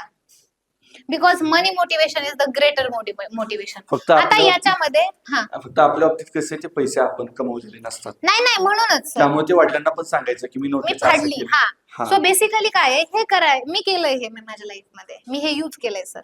दुसऱ्या दिवशी ना 5 वाजताच जाग येते. आता याच्यामध्ये काय होतं, एका दिवसाची एक 500ची नोट तुमची जाते, एकदाच फाटते, ती परत नाही फाटत. ती पण फाटताना असं वाटत असतं आतून आपलं असं हृदय तुटून जातं, छोटस तुमचं हृदय तुटून जातं ते. तर असं वाटतं, पण ते 500 रुपये जातात. पण त्याच्यानंतर तुमचं रोजचं 5ला उठणं, रोजचं 6ला उठणं तुम्हाला अशा कितीतरी 500च्या नोटा देऊन जातात. त्यामुळे बेसिकली स्वतःला कधी कधी पनिश करायला शिका. हे खूप महत्वाचं आहे की स्वतःला पनिशमेंट द्या. पनिश करायला शिकलं आधी पाहिजे. गुरु शिष्य परंपरा होती. सकाळी लवकर नाही उठला, एफर्ट्स नाही घेतले, स्वतः करिअरसाठी काही नाही केलं, तर गुरु शिष्याला काहीतरी हे द्यायचे, काय म्हणतात त्याला, शिक्षा द्यायचे, आणि ते शिष्य ते पाळायचे आणि ते काहीतरी त्याच्यातून लर्न करायचे. आता गुरु शिष्य परंपरा नाही राहिली, आता शिक्षा नाही देऊ शकत आपण त्यांना. मग आता काय करायचं, तुम्हाला बंधनं राहिलेली नाहीयेत, पण ह्या वयात आपण बंधनांमध्ये असणं फार गरजेचं असतं. खूपच मोकाट सुटलोय आपण, कसेही चालत नाही. बंधनात राहिलो, स्टेबल राहिलो, एका रुटीनवर एका ट्रॅकवर राहिलो तर स्टेबल होतं सगळं. मग अशा वेळेस काय करायचं, स्वतःला स्वतः पनिश करायला शिकायचं कधी कधी, की जर मी आज एवढा टॉपिक कम्प्लीट नाही केला तर आज मी नाही जेवणार. मग एक दिवस न जेवता जी पोटात तिडी पडती आणि मग झोप नाही लागत आणि त्याचा त्रास होतो. मग दुसऱ्या दिवशी आपण चट आपला मेंदू म्हणतो करायचंय नंतर लय त्रास देतोय हे. So basically it is very important. त्यामुळे पनिशमेंटचा खूप मोठा भाग होता आमच्याकडे. पॉझिटिव्ह रेनफोर्समेंट आणि पॉझिटिव्ह पनिशमेंट अशा सायकोलॉजीमध्ये टेक्निक असतात. अच्छा. त्यामुळे अच्छा. खूप मोठा भाग असतो, पण आपण नाही देऊ शकत आता. त्यामुळे तुम्ही स्वतःला सेल्फ पनिश करा, स्वतःला रुटीन मध्ये ठेवण्यासाठी. आणि ही पण एक छोटीशी, म्हणजे तुमच्या मनाविरुद्ध जर हे सगळं चाललं असेल, केलंच नाही पाहिजे, पण तरी चाललं असेल, आता काही पर्याय नाहीये, किंवा बाहेरचे तुमचे मित्र, तर सांगा की हे जे मी आज सहन करतोय याच्यातून फ्युचरमध्ये कधी काहीतरी चांगलंच होणार आहे, आणि कधीच व्हायला जात नाही. जसं आपण ह्या लेवलला ताकदीने काम करतो ना, कधीच व्हायला जात नाही. म्हणजे if you are a good person and if you are doing it very positively आणि प्रामाणिकपणे एखादी गोष्ट तुम्ही करताय, इव्हेंच्युअली तुमच्यासोबत चांगलं होतच. हे तुम्ही लिहून ठेवू शकता की तुम्ही खूप चांगल्या मनाने, चांगल्या प्रामाणिकपणे एखादी गोष्ट करताय. कदाचित आता दिसत नाहीये तुम्हाला ते यश, कदाचित ह्या वर्षी नाही दिसायचं, 2 वर्षात नाही दिसायचं, पण भविष्यात फ्युचरमध्ये असं काहीतरी होईल की असं वाटेल, यार बरं झालं मी ते त्यावेळेस तेवढं सहन केलं. त्यामुळे तुमचं सहन करणं हे तुम्ही स्वतःवर अत्याचार नाही करताय, स्वतःला ट्रेन करताय फ्युचरमध्ये काहीतरी खूप स्ट्रॉंग होण्यासाठी. असं थोडंसं स्वतःला थोडीशी मानसिकता सांगितलं आपण पाहिजे. तशी बघू शकतो. येस. आता सेशनचे शेवटचे 2 प्रश्न राहिलेत माझे फक्त. त्याच्यामध्ये पहिला प्रश्न असा आहे की मॅडम, ही जी समोर बसलेली मुलं आहेत ना, यातली काही जण 11वीला आहेत, काही जण 12वीला आहेत. यातली बहुतांश लोक अशी असतील की त्यांची 12वी होण्याच्या आधी अग्निवीरची त्यांना संधी मिळेल परीक्षा देण्याची, वय वर्ष 17.5 पूर्ण झाल्यानंतर. आणि काही लोक त्यातून सिलेक्ट होतील, भरतीची प्रोसेस पूर्ण करत जातील, पार करत जातील आणि सिलेक्ट होतील. जी लोक सिलेक्ट नाहीत होणार ना, त्यांच्या डोक्यात मग खूप सारे प्रश्न येतात. एकतर काय असतं की कष्ट सगळ्यांनी सारखेच घेतलेले असतात, म्हणजे दिसायला ते सारखेच दिसतं की अरे त्यानं 2 तास अभ्यास केला, मीही 2 तास अभ्यास केला, त्यानं रोज प्रश्नपत्रिका सोडवली, मीही रोज प्रश्नपत्रिका सोडवली, आज तो सिलेक्ट झालाय आणि आज मी अपयशी आहे. तर याच्यामध्ये डोक्यात एक प्रश्न पडतो की आता मी घरच्यांना तोंड कसं दाखवू माझं, कारण त्यांनी माझ्यावरती एवढे वर्ष किंवा एवढे दिवस विश्वास ठेवलाय, मी काहीतरी करतोय आणि आता मला यश नाही मिळालं. हा झाला पहिला प्रश्न. आणि दुसरा प्रश्न असा की काही लोक याच्यामध्ये असे असतात, माझ्याकडे 5-6 वर्षापूर्वी विद्यार्थी होता, त्याला एका भरतीमध्ये अपयश आलं, तो विद्यार्थी घरी गेला, पुढच्या आठवड्याभरात त्यानं सुसाईड केली. बापरे. सो या टोकाला मला जायचंच नाहीये, अपयश कधीतरी येऊ शकतं, तर अशा वेळी या अपयशासोबत मी डील कसं करायचं? सुरुवातीला तर हे लक्षात ठेवायचं, आमच्याकडे म्हणजे सायकोलॉजीमध्ये यश अपयश ही कॉन्सेप्टच नसते. सायकोलॉजीमध्ये कॉन्सेप्ट असते की सिच्युएशन काय आहे. आता बऱ्यापैकी प्रत्येक पोस्टसाठी एक सर्टन, आपण म्हणतो कष्ट सेम, पण कष्ट सेम नसतात सर. जर एखाद्या पोस्टच्या कॅपॅसिटीचे तुम्ही झाला की ती तुम्हाला मिळतेच. बरोबर. म्हणजे सक्सेस हे कष्टासाठी, म्हणजे तेवढे सक्सेस मिळवण्यासाठी जेवढे एफर्ट्स गरजेचे आहेत तेवढे तुम्ही मारलेले आहेत, तर ती तुम्हाला मिळणार आहे. आपण पहिली तर गोष्ट कुठेतरी कमी पडलोय हे स्वतः ऍक्सेप्ट केलं पाहिजे. सगळ्यात महत्वाचं की आज आपल्याला ती गोष्ट मिळाली नाहीये तर आपण कुठेतरी कमी पडलोय. मग ते शोधून काढलं पाहिजे की कुठे कमी पडलोय. आणि जर आपल्याच्याने ते लक्षात येतं आपल्याला, हे बघा सर, 2 वर्षात ना सगळ्यांना कळतं होऊ शकतं की नाही, बरोबर. करू शकतो की नाही, थोडक्यात गेलंय का खरंच गेलंय, हे आपल्याला कळतं. अशा वेळेस ऍक्सेप्टन्स फार महत्वाचा असतो, की कदाचित एखादी गोष्ट मला जमू शकते, नाही जमू शकत.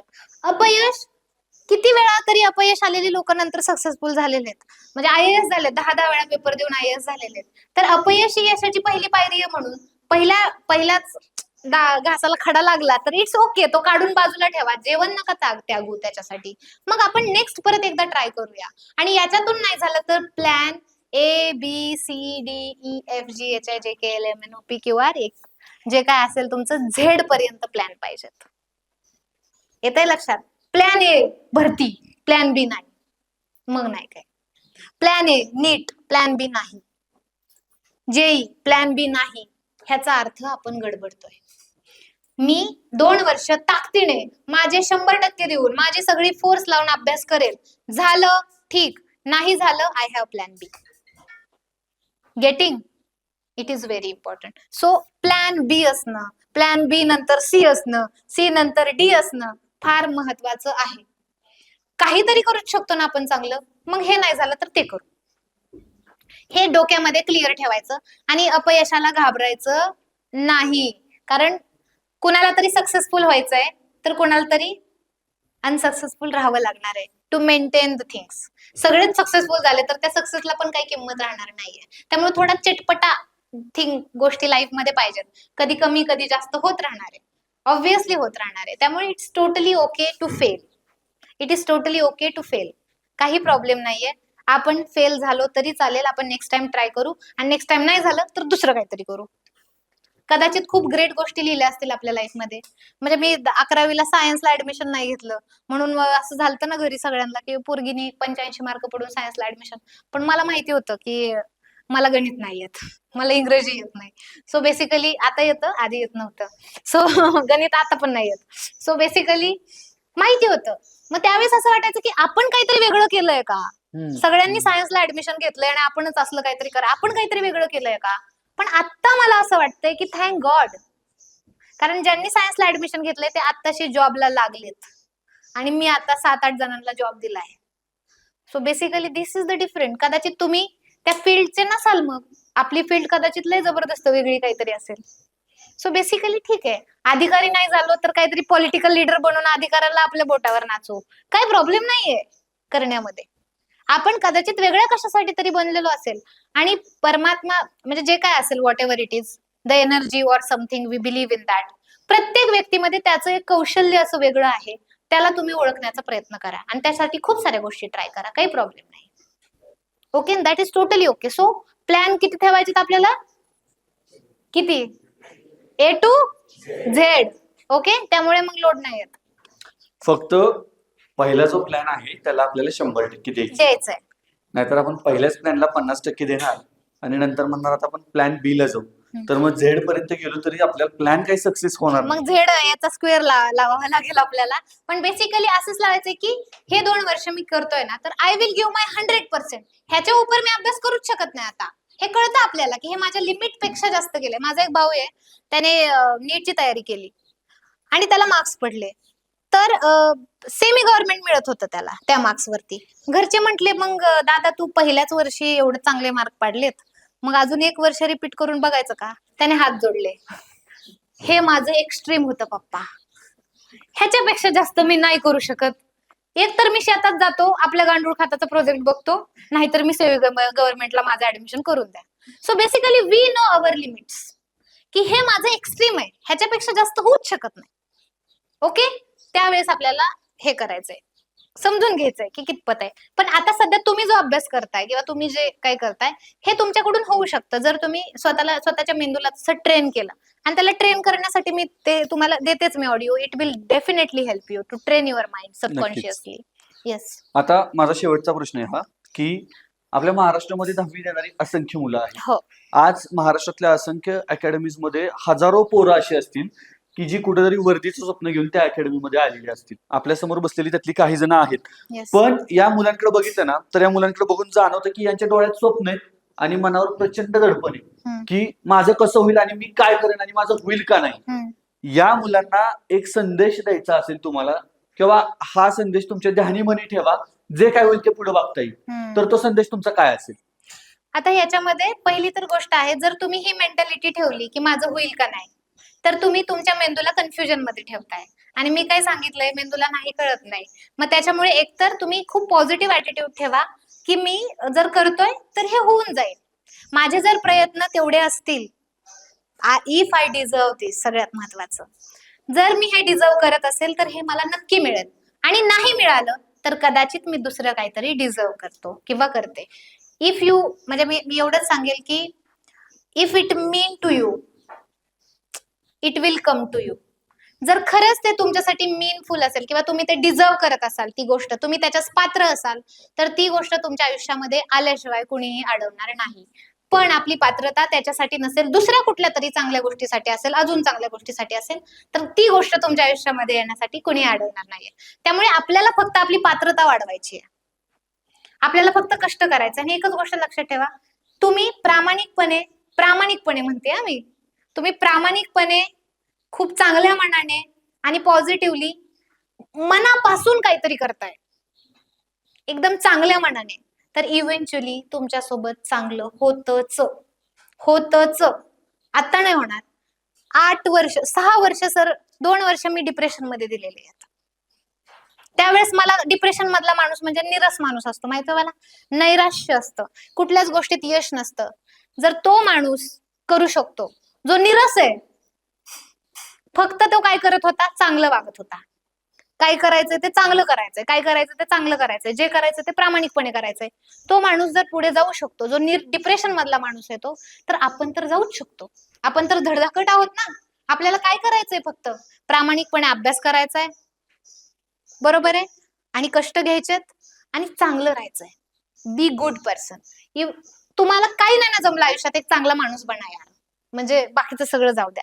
म्हणजे कधीच ही येऊ देऊ नका अंगात तिरस्कार किंवा ते जेलसी वगैरे ह्या वयात खूप फील होते, किंवा राग आणि मी असा आणि मी तसा. काही नाही बनता आलं आपल्याला, आपण एक चांगला माणूस बनून उरू, एवढं तरी करण्याचा प्रयत्न करा. बाकी काही नाहीये, बाकी सगळं जग आहे. Okay. So basically I will give, एका लाईनीत सांगायचं म्हटलं तर, चांगल्या माणसांसोबत इव्हेंच्युअली चांगलंच होतं. तर आपण फक्त चांगलं राहण्याचा प्रयत्न करू आणि प्रामाणिकपणे कष्ट करूया. एवढंच. पुढे जो होगा देखा जाएगा.